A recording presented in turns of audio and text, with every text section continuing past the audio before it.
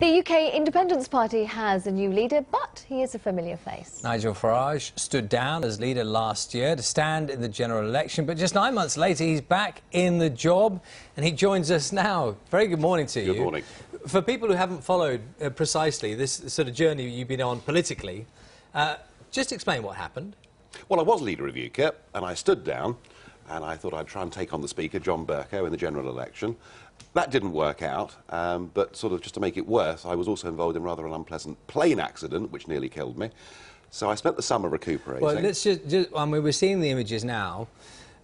Let's deal with this one. It was a very, very bad accident. You're lucky to be alive. Oh, very. It was a miraculous escape, and the pilot, who I was sitting next to, has had several major operations since the accident, so I really have been remarkably lucky. And your condition now, I mean, physically? Not bad. My back isn't all it should be, but other than that, I'm absolutely fine. OK, so back to the politics. You had the accident. Yeah. What happens next? And then Lord Pearson had taken over as leader of UKIP. He stood down in the summer, making a very frank statement, saying he didn't really enjoy it and didn't feel he was very good at it.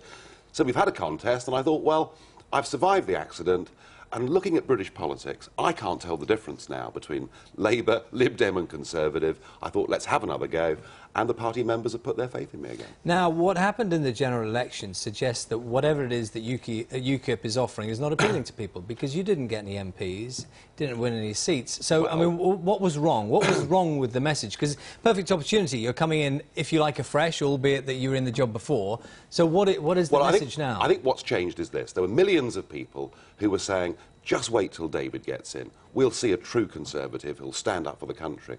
What we've seen since Mr Cameron has come in is a foreign policy of surrender, surrender, surrender.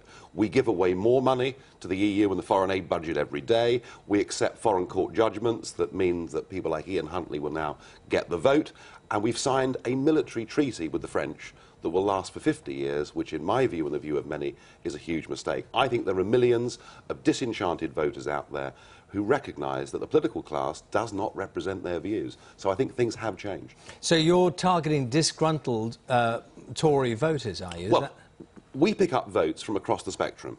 But one of the things that's been holding UKIP back have been the number of Tory voters who agree with us, with everything we stand for, but have always thought that a Tory government would represent those views. It is now perfectly clear that this is not a Eurosceptic government in any way at all. They've given into Europe on virtually everything, and I think now the opportunity for us is really very big. And for those people who are still bemused by the idea of you fighting to get MEPs, and a party that is opposed to Europe, and they find this very confusing. Well, they shouldn't do, because, look, Alex Salmond has been in the House of Commons since 1987 for the SNP. The SNP have done well in Westminster, and they're now in government in Scotland. It's exactly the same. But MEPs in Europe, what are they working to do to get rid of the parliament they're sitting in? To find out what's going on and to report that back to the British people. And if you look at the opinion polls, 2/3 of Britons now want us to have trade with Europe, cooperation with Europe, but not to be part of political union. So I think our messages are beginning to get out there. Nigel Farage, thank you very much for your time this morning.